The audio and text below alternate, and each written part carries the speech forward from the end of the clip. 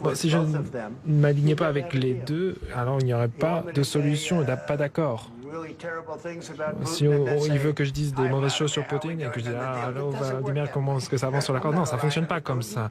Moi, je ne m'aligne pas sur Poutine, je m'aligne sur personne. Je m'aligne sur les États-Unis d'Amérique et pour le bien du monde entier. Moi, je m'aligne sur le monde et j'aimerais qu'on règle ce problème. Vous voyez, cette haine qu'il a pour Poutine, c'est très dur de trouver un accord dans ces situations. Il y a beaucoup de haine. Je comprends, mais je peux vous dire que de l'autre côté, ils ne sont pas non plus fous amoureux de lui. Hein. Donc bon, ce n'est pas une question d'alignement. Moi, je m'aligne sur le monde. Voilà, je suis aligné avec l'Europe. Je veux voir si on peut trouver des solutions. Si vous voulez que je sois dur, je peux être dur.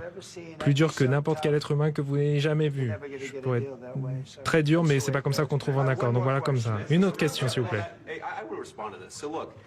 Oui, je vais répondre aussi. Pendant 4 ans, les États-Unis d'Amérique ont eu un président qui allait aux conférences de presse et qui faisait le dur par rapport à Poutine. Et ensuite, Poutine a envahi l'Ukraine, a détruit une grande partie du pays. La voie vers la paix, la voie vers la prospérité, c'est peut-être de s'engager dans des échanges diplomatiques. On a essayé la voie de Joe Biden de se frapper le torse et de faire comme si les paroles du président des États-Unis étaient plus importantes que ses actions. Ce qui fait que les États-Unis sont un pays fort, c'est qu'ils participent à la diplomatie. C'est ce que fait le président Trump. D'accord.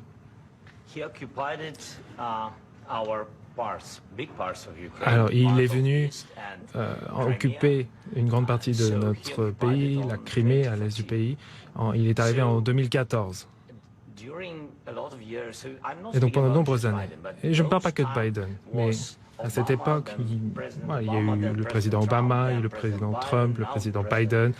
Le président Trump est de retour et maintenant j'espère que grâce à Dieu il pourra l'arrêter. Mais depuis 2014, personne ne l'a arrêté. Il occupe notre pays, il tue des personnes.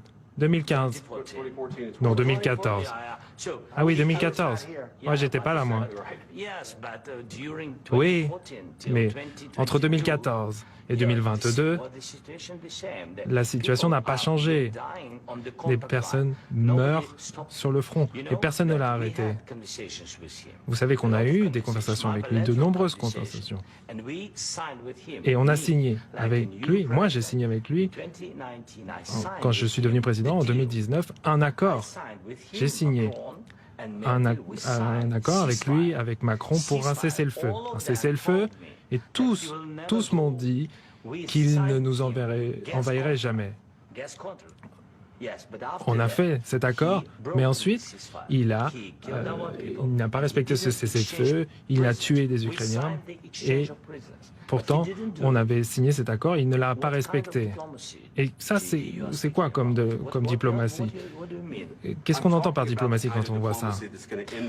Moi, je parle d'une diplomatie qui va mettre un terme à la destruction de votre pays. Avec tout le respect que je vous dois, vous pouvez venir ici dans le bureau Oval et vous manifester devant les médias américains, mais là, en ce moment, vous envoyez des hommes de force sur le front parce que vous avez des problèmes de recrutement.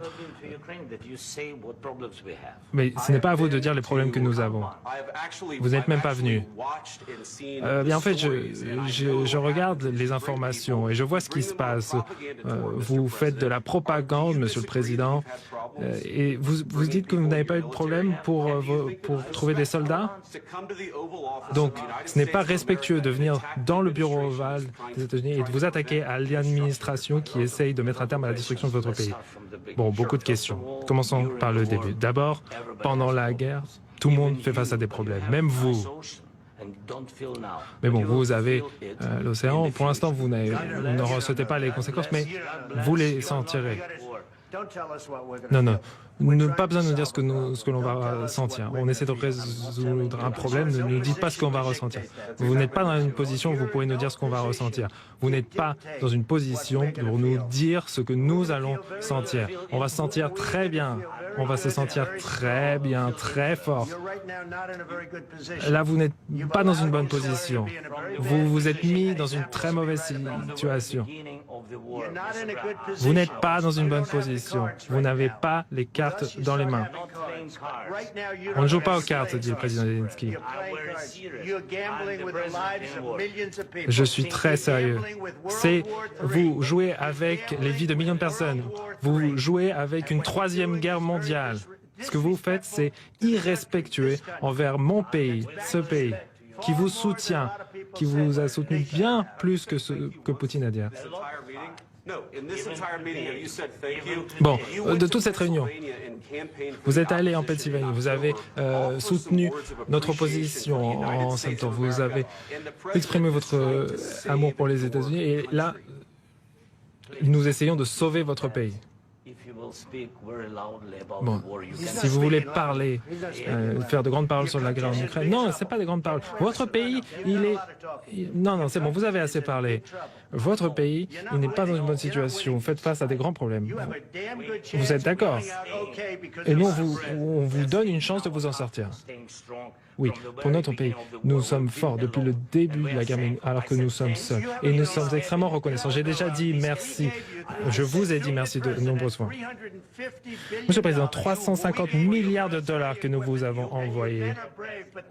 Et vos hommes sont peut-être courageux, mais ils se sont bien servis de notre équipement militaire. Si vous n'aviez pas eu notre équipement militaire, cette guerre, elle se serait finie en 2 semaines. Oui, en 3 jours, comme a dit Poutine. Hein. Oui, en 2 semaines, c'est ça.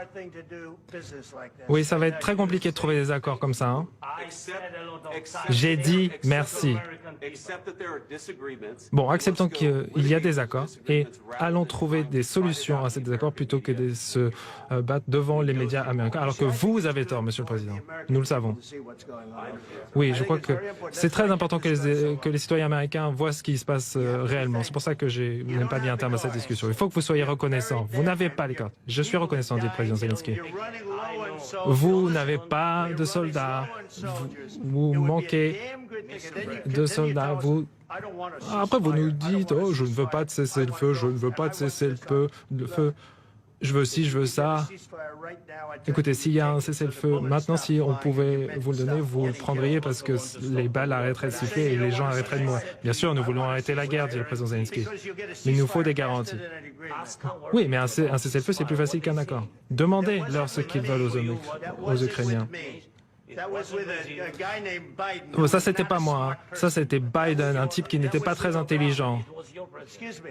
Oh, pardon, c'était Obama et qui vous a donné des équipements. Moi aussi, je vous ai envoyé les missiles Javelin pour contrer les tanks. Obama, lui, il n'a pas donné grand-chose. Moi, je vous ai donné les missiles Javelin. Donc voilà, il faut être un peu reconnaissant. Vous n'avez pas les cartes en main. Quand on est là, avec nous, vous avez les cartes en main. Mais sans nous, vous ne les avez pas. Ça va être un accord difficile à trouver. Parce qu'il faut changer d'attitude.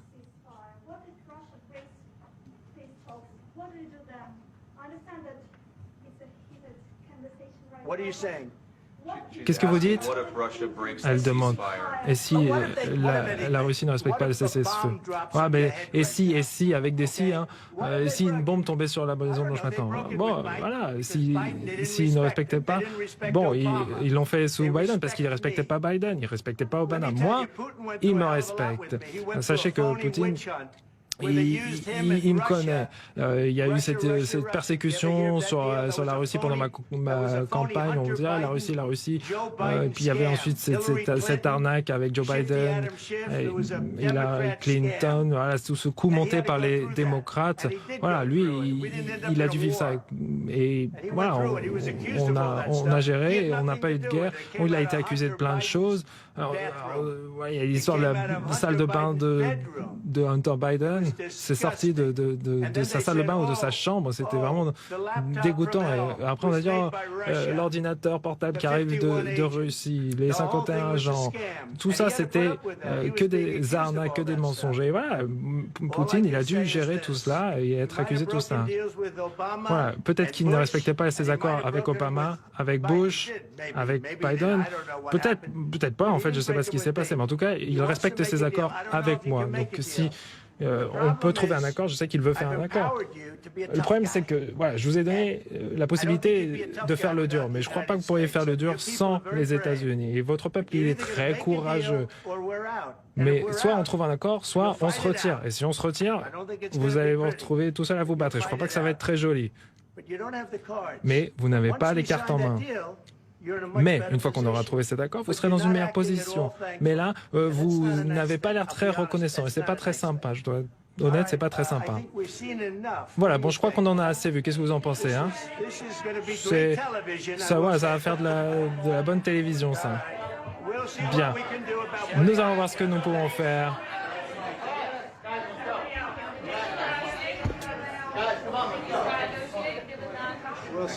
On verra.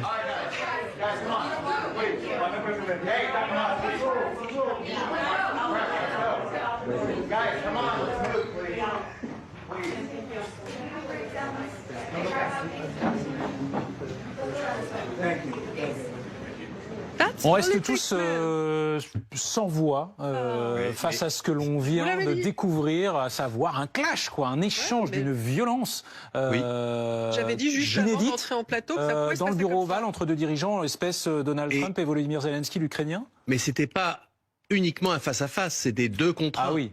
C'est-à-dire le Trump président des États-Unis plus son vice-président. Et moi, personnellement, c'est la première fois que je vois ainsi, dans un meeting, dans le bureau ovale, un vice-président intervenir, mettre en cause la fiabilité de l'invité, qui est quand même l'invité de la Maison-Blanche, et qui l'attaque et lui dit qu'il manque de respect à l'égard du peuple américain.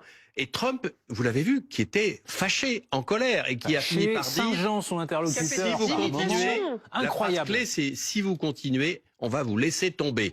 Donc c'est Trump menaçant, en colère. J.D. Vance, le vice-président, qui lui, on l'a vu à Zurich, en Europe, à Munich en Europe, qui sort ses griffes, et qui défend son président face à Zelensky. Donc qui ne subit pas Zelensky, qui ne reste pas sans réagir. C'est ça aussi qui est notable. Vraiment, on se croirait dans un western diplomatique, un vrai duel entre effectivement le petit Ukrainien face au géant américain. Mais la découverte pour Trump et la mauvaise nouvelle pour Trump, c'est qu'on a des Ukrainiens qui résistent.